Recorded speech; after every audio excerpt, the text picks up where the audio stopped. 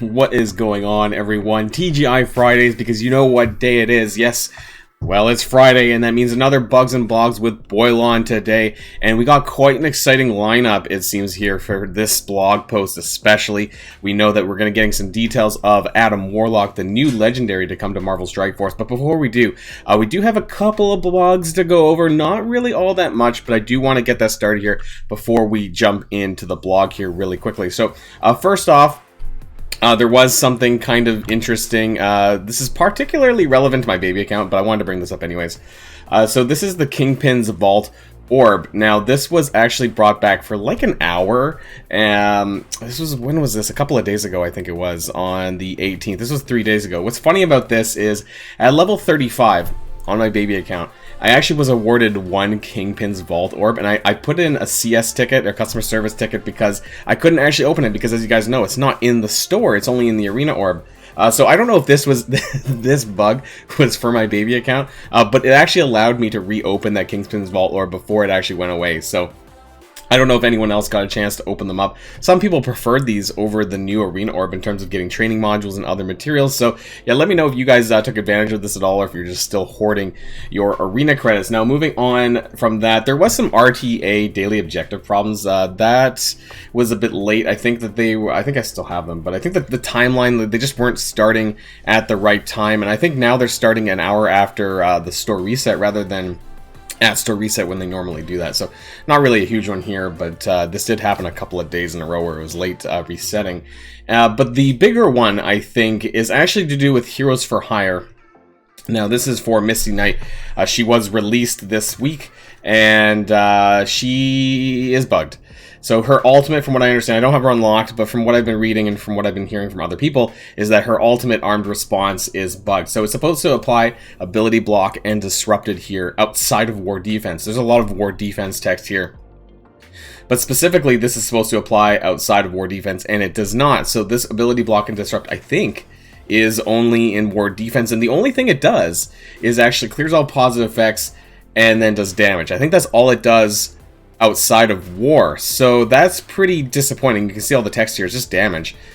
So that's the only real big bug, but I would say it's still a bit of a problem. You know, it's a text bug or whatever. You know, this should have been down here, or was this not intended? Was it intended to be like this outside of war defense? I'm not sure.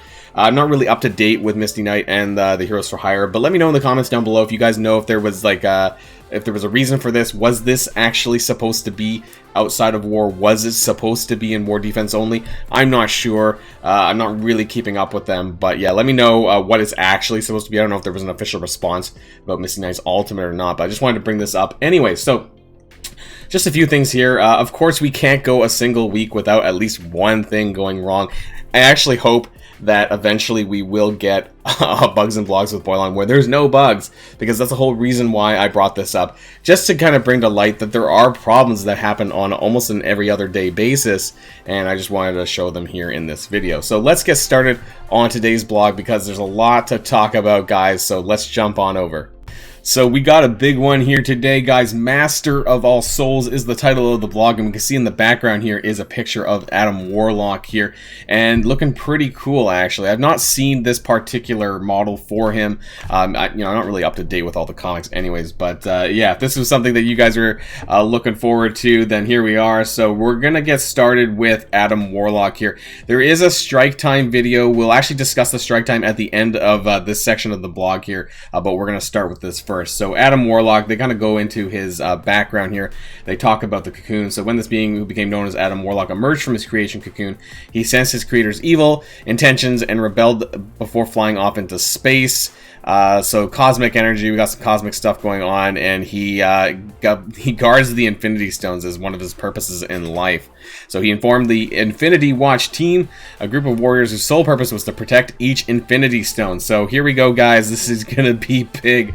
Let's scroll down and check out Adam Warlock first. So we have Hero, Cosmic, Mystic, Support, Infinity Watch, Legendary. So I thought maybe he might actually be a dual trait Bio Mystic, because he was created, but no, it turns out that he's just single tagged as a mystic. So we have another legendary mystic character on the back of Ebony Maw last year, but he is a hero indeed. And this new tag, Infinity Watch. So this is going to include characters from the Guardians, particularly Gamora, I think here. So basic Soul Mage Assault, attack primary target for 350% damage, prolong the duration of all negative effects, excluding ability block and stun by 1. Now this is interesting.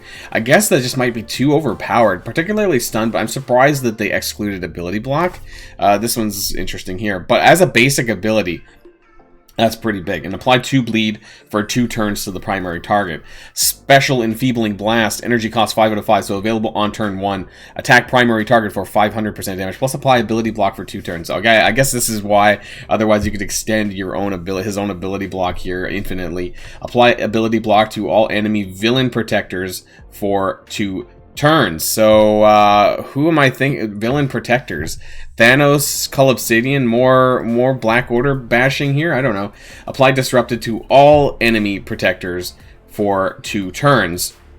This attack is unavoidable. So I don't know if you could use this against Heroes for Hire enemy protectors. You could use this against Luke Cage, maybe? I don't know. The villain protectors, the ability block for 2 turns. Yeah, this is gonna... comes to mind as Black Order, but hey, I don't know if there's anyone off the top of my head that I can think of that would be useful. Otherwise, Ultimate Power Overwhelming 4 out of 6. So this is actually a turn 2 ability because you do get 1 energy at the start. Apply Safeguard to self and all Infinity Watch allies. Attack primary target for 420% damage, plus apply stun. Chain to 1 target with 2 spaces of the primary target for 370% damage, plus apply stun. So this is kind of like a Magneto-esque attack, but it's only going to chain to 1 extra target. This attack cannot be counterattacked. So Safeguard. This must be something new, and I think we're going to have to take a look probably, unless it shows down below, we're going to have to take a look inside the Strike Time video to probably figure out what this is. Passive, Avatar of Life. On spawn, apply Safeguard, plus immunity to self and all Infinity Watch allies. So not only are we getting it on spawn, whatever this is, we're also getting it in the ultimate as well on turn 2. If health is at full at the start of a match, revive once with 60% of this character's max health. So this is kind of like an Ultron-esque move. On revive, gain death proof plus regen plus defense up. Then clear all negative effects from self and all Infinity Watch allies. So if he dies, he's just basically cleansing everyone on the team and getting all these buffs. On turn, clear regeneration from all enemies. If any enemy had regeneration, apply regeneration for 2 turns to the most injured ally. So I don't know, Doc Ock. I'm sure there's tons of characters that apply regen to their team. So this is kind of interesting. When this character drops below 20% health, gain regen and Safeguard and 2 deflect. I wonder if Safeguard is something like you can't be killed. That's kind of what I'm thinking, but maybe it will tell us more. When this character or any Infinity Watch ally gains Death Proof, apply Safeguard to that character. So we're getting a lot of this Safeguard text. If this character has 4 or more Infinity Watch allies, so keep in mind, this is the full team. So you need himself and 4 others. So this is 5 members of the team. Lower damage by 10% for all enemies. Okay, that's interesting. And then 30% max health and armor for Infinity Watch allies, and probably himself as well here. So that's a lot of text. It's actually it's actually less text than some of the Heroes for Hire characters, but it's interesting. So we need to know more about this Safeguard text, but let's move down. So Infinity Watch. Oh, here we go. This is the unlock requirements. Don't want to spoil it yet. The Infinity Watch join oh my god, X Factor and Jubilee. Not Astonishing X-Men, guys. It's X Factor. What the fuck? There's no connection between X Factor and Jubilee. Okay, oh my god. So this is crazy because Polaris. That's why they've been trying to sell this Polaris for Strike Pass Season 2. Holy crap, guys! This is going to be something. Along with an Apex team, Adam Warlock's arrival, the first Mythic Legendary event. In addition to the required characters and star levels, Mythic Legendary events will have additional requirements such as gear and ISO 8. So you need gear tier 12 and ISO 8 level 3. This isn't surprising because you know what? The Skeleton event also had a requirement for ISO 8 class level 3 for tier 7, I'm pretty sure. And you need character level 65. This is a hard requirement, it seems like. Oh my god. And X Factor. So that's Dad Bros, Shatterstar, Longshot, Polaris, and Multiple Man. At 5-star. My Multiple Man's not at 5-star yet. He is close, but not quite there. And Polaris is not there, that's for sure. So we still have some time left on this Strike Pass that might convince people to purchase the Strike Pass to get additional shards for Polaris, because that's 100 shards for season the first season of Polaris, the Strike Pass. 100 more shards for the second one, and then how are they going to make up those extra 110? I don't know. Random lucky orb drops? I'm not sure. But let's keep going. Wow, I did not expect that in the slightest here. Tier 6 of the Infinity Watch is going to be jumping up. So it looks like, wow. So you're going to need Gear Tier 13 and 14 for 6... Wait, there's a Tier 8 level. Oh, is this the... this is the 7-star level. So the maximum requirement is going to require these. Gear Tier 14. Hard requirements on X Factor and Jubilee.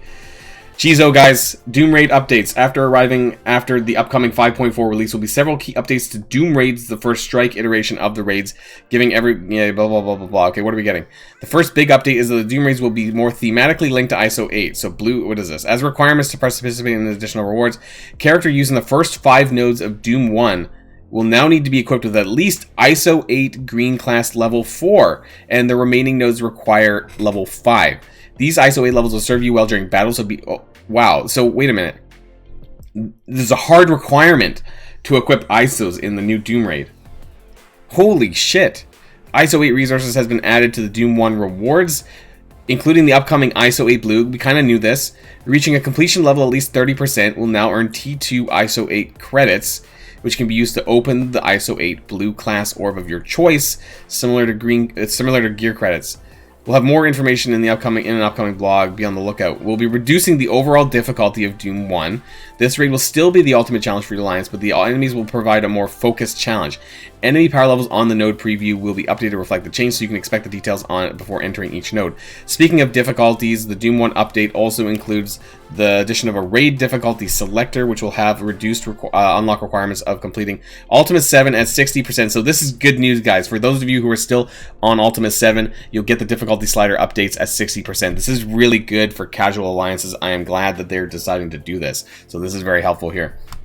But what I don't like is the hard requirement of ISO 8 green class level 4 for the Doom Raids and 5 for some of the other ones. This is crazy. So I hope the difficulty is drastically reduced. I guess this was to maybe stop people from going all middle strategy. I'm not sure. This is really bonkers, guys. But hey, save up your ions, because apparently you're going to need to equip your characters with level 4 just to even get through some of the early Doom Raid nodes.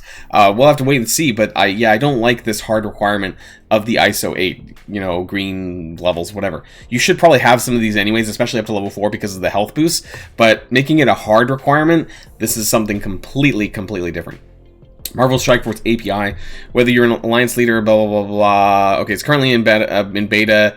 Anyone interested can head over to the following link for more information on how to apply for access API. So this is going to grant you access to certain game data, allow you to better understand the game and strategy. So it sounds like you're going to have access to rosters potentially, and this might be very useful for being an Alliance leader or a captain looking to kind of help arrange your alliance a little bit better, especially with Doom Raid coming up. But hey, okay, let's talk about character availability. So we heard about this in the data mines, guys. It is confirmed here that Yo-Yo is going to be joining the raid store here on May the 25th, and Anti-Venom is going to be in the frickin' premium orb at 2%. I'm really pissed off about this, but apparently we're going to be getting an Anti-Venom in an upcoming blitz. Woo! Okay, so this is a very player-unfriendly decision here on Anti-Venom being a premium orb 2%. Good luck on farming or even getting the Symbiotes team online for any newer or mid-game player. This is going to be very challenging. If you missed the event, good effing luck on getting Anti-Venom shards. But hey,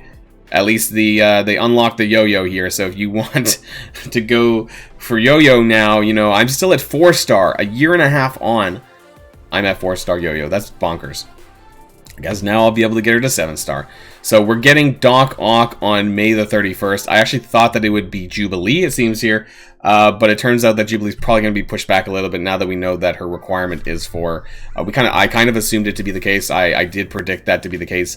I did not predict X Factor to be the case. I thought that was going to be very player unfriendly, but it is what it is. So Doc Ock is coming up in 10 days or so, I guess now, and then Jubilee is going to be after that. Upcoming blitzes, so we have a Korath blitz on Monday, and then we have the first Misty Knight Blitz on Thursday. So keep an eye out for that one. So in case you want to get your Heroes for Hire online. And then we have some Star-Lord stuff, some extra double shards for that if you need it. And Chaos Theory coming around on May the 28th. I thought Chaos Theory was at the beginning of the month, no? Am I missing out? Am I forgetting something? I'm pretty sure Chaos Theory was at the start of the month, not the end of the month. But hey, maybe I got my weeks wrong. And I think we need to go back through this strike time and take a look to see whether or not we can find some information about Safeguard. Alright guys, so here we are on the strike time video. We're going to take a look at this a little bit here so we can get a little bit more idea about Adam Warlock and get some information about this Safeguard ability. A new legendary character. So we can Would you do the honors? Sure. Our new legendary character is going to be Adam Warlock. You can see a photo here of Adam Warlock here. So he's looking pretty cool here. You know, I am still a bit unhappy about the unlock requirements, but I guess it is what it is. We're not going to find out more information about the Infinity Watch, aka the new characters who we kind of know who are coming, but the reworks to the existing characters as well. Presumably Gamora and Nebula, which is probably going to be sometime next patch. Next blog post probably is when we'll get information about that. But I was trying to get some information here on the Safeguard, so I'm going to see if we can get some information on that. Okay, so I found a little clip here about the Safeguard, so let's take a look here. There's going to be a brand new positive effect that Adam Warlock is going to be introducing into the game. Could you tell us about that? Sure. The new effect is called Safeguard. It's an effect that Adam can place onto himself or to others. And what it does is it makes sure that any positive effects that a character has, when Safeguard is applied to them, that can't be removed, it can't be flipped, it can't until the player just normally takes their turn or it's removed naturally. Wow, guys, you hear that? So Safeguard is basically an FU to any clearing or buff flipping. It has this interesting triangle shape here. Also, Gamora has a really crazy sword here. That's new as well. Actually looks really cool. But yeah, wow.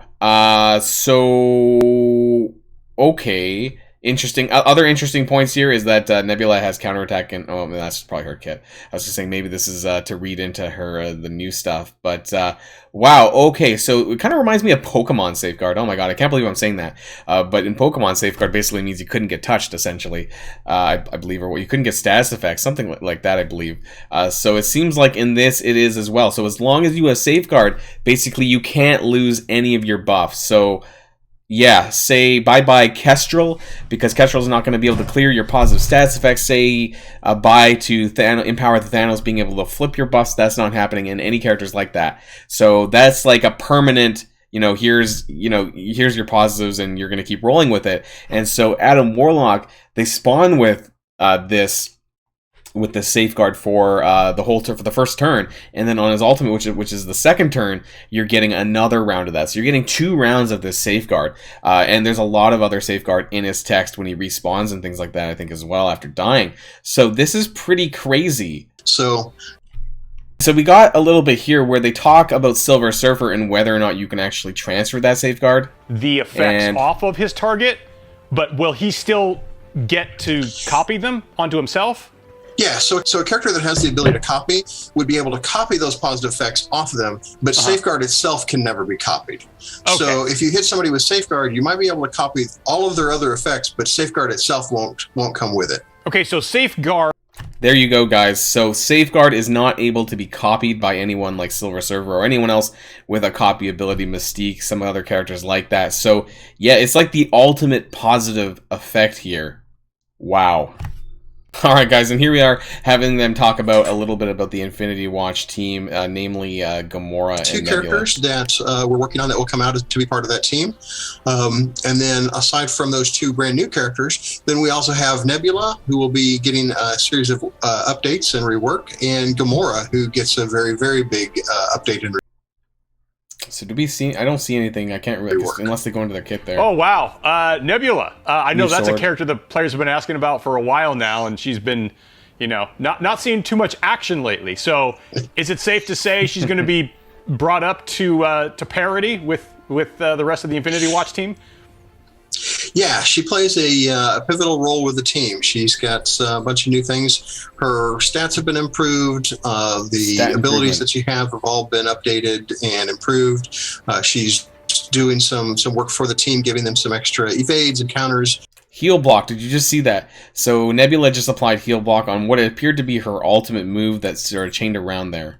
I think the players will like her. And then you also... And then gives evade to the team, not just to herself. So that is pretty interesting as well, guys. And I know there's something super special about her as well. Yeah, Gamora is getting, well, so for one thing, she's getting a big update to her stats and to her regular abilities. But more importantly, she can now become an empowered character. Yeah, I think she's been referred to before as like the deadliest woman in the galaxy, right? So, yeah. Again, like we're kind of making her more accurate to that moniker. All right. Sword, yeah, Infinity you'll Stone, really maybe? feel that, especially Infinity Stone and the sword? Yeah, you will want to either have your team take her on or try to get rid of. Looks like there's getting some assists here as well between Gamora and Nebula. But either way, she is a force to be reckoned with. All right, that's really... Looks like she hit through stealth as well in her special. Exciting. When can we see what their full reworked kits are going to look like? We'll have an announcement on that coming up very soon. Okay. Okay, very soon. So what that means is next blog post, probably, guys. And that's kind of just all I wanted to share with you guys. I mean, you guys should watch the strike time in your own time here. They kind of just went over Adam Warlock's kit again here, and basically just what it shows here in the text. And we don't get any proper confirmation about what the actual reworks for Gamora and Nebula are. You can see a little bit of teasers there, especially with Nebula's ult there that gave evade to the team. That is really interesting, even in itself, because she was not very good before. So I'm excited to see what kind of reworks are happening. Hey, maybe you guys need to start building up your Gamora and Nebula now. But whether or not it's worth it, because if you don't get Adam Warlock, I'm assuming that the other characters just really aren't that good. So if you're not even in the running to get Adam Warlock, I'm not sure Infinity Watch is probably going to be on your watch list. Is what I meant to say. Bad joke there. But yeah, I don't know what to say, guys. Let me know what you think about it in the comments down below. What do you think about X Factor being the legendary unlock with Jubilee? To me, I just didn't see that being possible, because I thought it was going to be thematic with the team. Jubilee just isn't X Factor, right? So it almost made zero sense to me. But maybe I should have thought about this more when I heard about Polaris being 2 seasons of Strike Pass. That one went over my head for some reason. So yeah, I'm not sure how this is going to impact free-to-play players with this new idea of a Mythic Legendary event, knowing that you're going to need... the most troubling one is going to be Polaris, obviously, but even I am short a little bit on Multiple Man, because I didn't core into the 100s that clearly I should have done. So I'm still about 50 shards, I think, off from Multiple Man. So I'm not sure how I'm going to make up these Polaris shards, especially if you don't buy the Strike Pass. This might be the first sort of purely pay-to-win legendary event, because at least the other ones were capable. I got them all without spending money previously on Jubilee and Doc Ock. So I'm not sure how this is going to impact this one. If anyone has a chance to get Adam Warlock, if you don't pay for it, let me know everything all down below. What do you guys think about this announcement about Adam Warlock, the unlock requirements, the possible reworks in the Infinity Watch team? And the stuff for the Doom Raid, that's kind of important too as well. I wanted to kind of end with this here. So we are going to be getting a new version of Doom Raid. It looks like it is going to be an easier version of Doom Raid. However, keep in mind that you're going to need ISO 8 Green Class Level 4 as a hard requirement, and then Class Level 5, which is very hard. I don't even have that on most of my characters. So I'm not sure what it's going to look like when the new raid map goes live. But hey, hopefully it's easier and we can kind of spread out people to different early lanes and not just all go the middle. I guess that's why they're trying to kind of steer people away from that kind of strategy, it would seem. So yeah, that's the end of this video, guys. Huge blog here. I would recommend you guys checking out the strike time on your own time. Strike time, own time. Yeah, I know. Okay, bad jokes here. Okay, that's the end, guys. Let me know all that in the comments down below. I'm going to be away for this weekend because if you guys didn't hear some of my announcements, I am getting my COVID-19 vaccine shot, so there might be limited content coming from me for this weekend. But I'm gonna digest all this information, and then we're gonna have stuff to talk about when I'm back and have some time here. So thanks, guys. Enjoy your weekend, and I'll catch you guys on the next video. Boylon signing out.